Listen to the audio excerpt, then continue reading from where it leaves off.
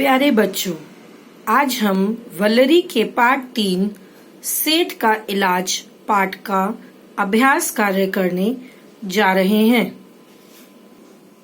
सबसे पहले हम उच्चारण और श्रुतलेख के लिए दिए गए शब्दों को देखेंगे। हमारे शब्द हैं बीमारियों, डॉक्टरों, महात्मा जी, जड़ी बूटियां, इंतजार, इकट्ठी, सत्तू, निठल्लापन। अब हम करेंगे मौखिक प्रश्न। पहला प्रश्न है, अधिक खाने और सोने के कारण सेठ का क्या हाल हो गया? उत्तर, अधिक खाने और सोने के कारण सेठ मोटा हो गया। प्रश्न 2, मोटापा दूर करने के लिए सेठ ने क्या क्या कोशिश की?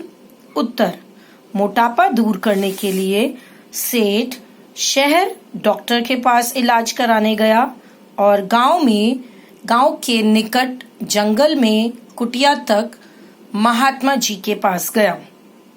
प्रश्न 3, महात्मा जी के चेले ने सेठ को रोज वहीं आकर दवा खाने को क्यों कहा? उत्तर है, महात्मा जी के चेले ने सेठ को रोज वहीं आकर दवा खाने के लिए इसलिए कहा क्योंकि वह दवा रोज ताजी बनानी पड़ती थी। प्रश्न, किसने कहा, किससे कहा? अपने सेठ से कहो वह स्वयं यहाँ आए। महात्मा ने नौकर से कहा। महात्मा जी ने आपके लिए यह दवा रखी है। चेले ने सेठ से कहा। मैंने तुम्हें कोई दवा नहीं दी, महात्मा ने सेठ से कहा।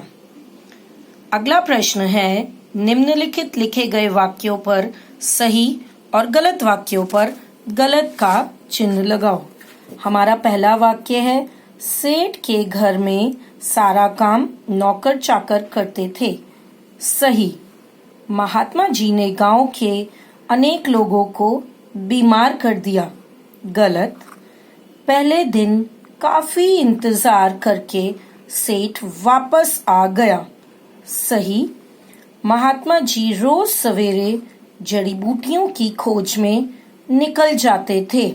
सही, सेठ के रोग का कारण उसका खूब काम करना था।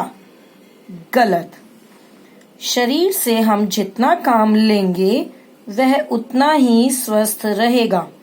सही, स्वस्थ होने पर सेठ खेतीबाड़ी के सभी काम स्वयं करने लगा। सही, मोटापे के साथ अनेक रोग आते हैं। सही, भाषा और व्याकरण।